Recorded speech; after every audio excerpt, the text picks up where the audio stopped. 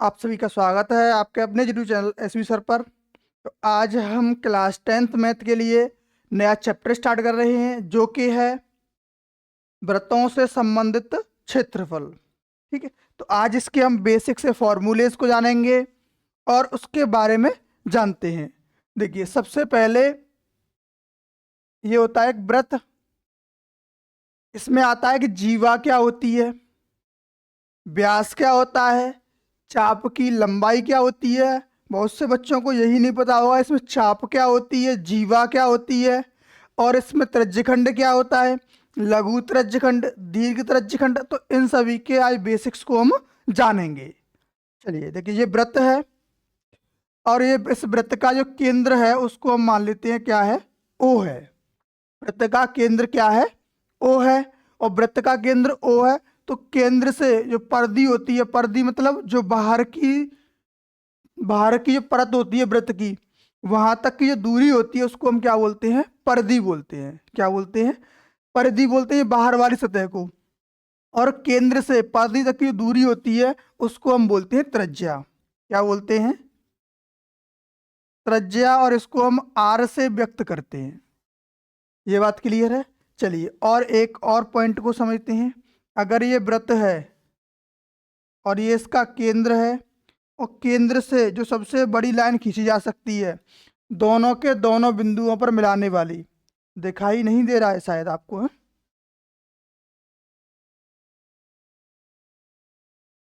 दिखा देते हैं।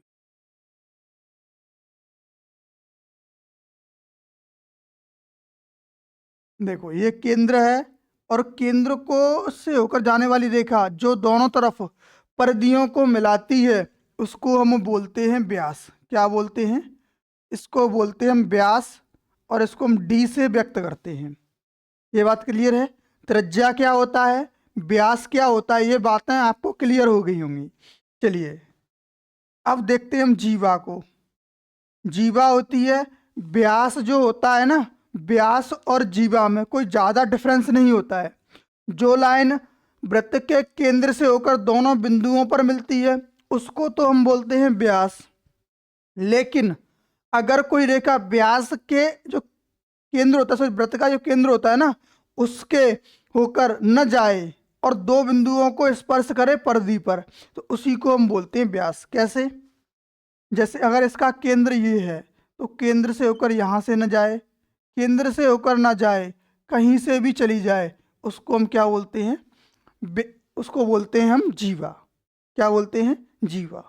कहाँ से, जो वृत्त का केंद्र है, बस वृत्त के केंद्र से होकर कोई रेखा ना जाए लेकिन वृत्त की परिधि को दो बिंदुओं पर स्पर्श करे।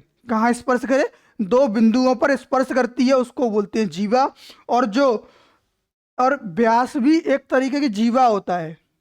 व्यास भी क्या होता है, एक तरीके की जीवा होता है। लेकिन अंतर क्या है जीवा और व्यास में, कि वो सबसे बड़ी जीवा जो वृत्त के केंद्र से होकर खींची जाती है, सबसे बड़ी जो रेख जीवा होती है ना वो केंद्र से खींची जाती है। कहाँ से, वृत्त के केंद्र से, उसको तो हम व्यास बोलते हैं।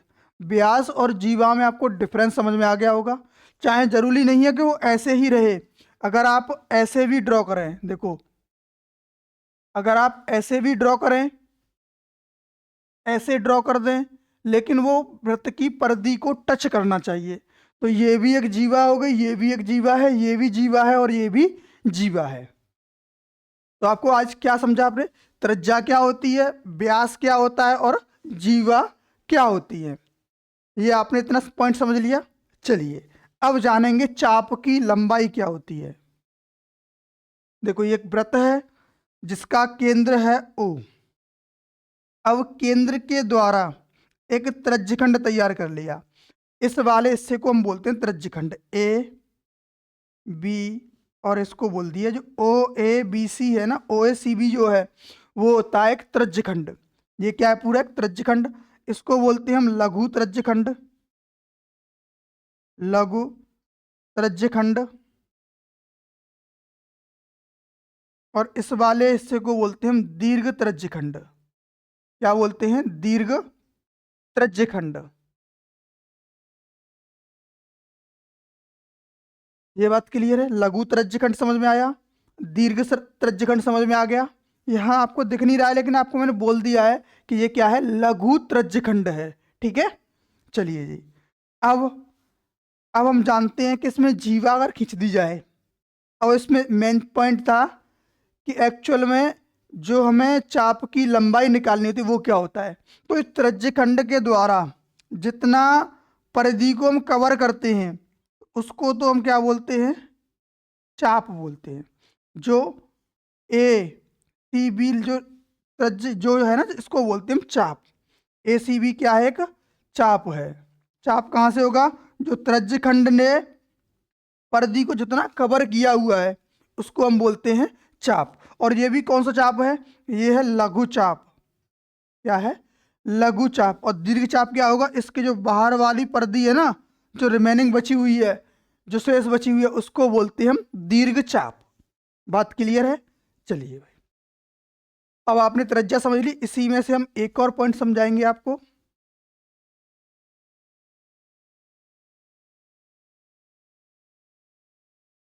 देखिए, अगर ये वृत्त का केंद्र है तो ये था हमारा त्रिज्यखंड।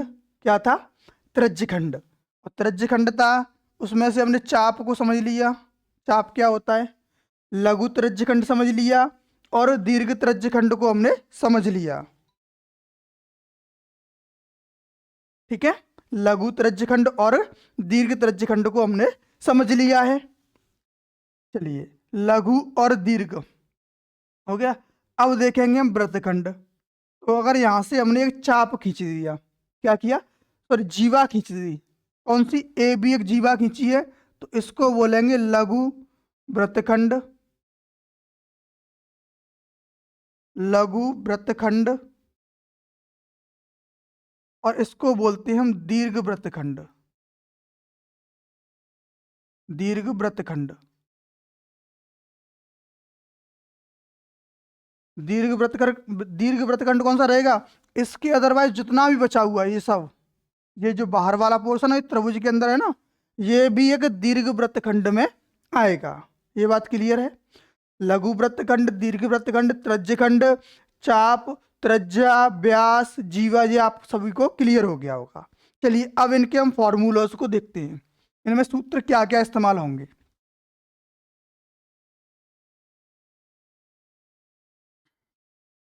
देखिए, आपने एक्चुअल में वृत्त का फॉर्मूला पढ़ा होगा कि वृत्त का क्षेत्रफल क्या होता है।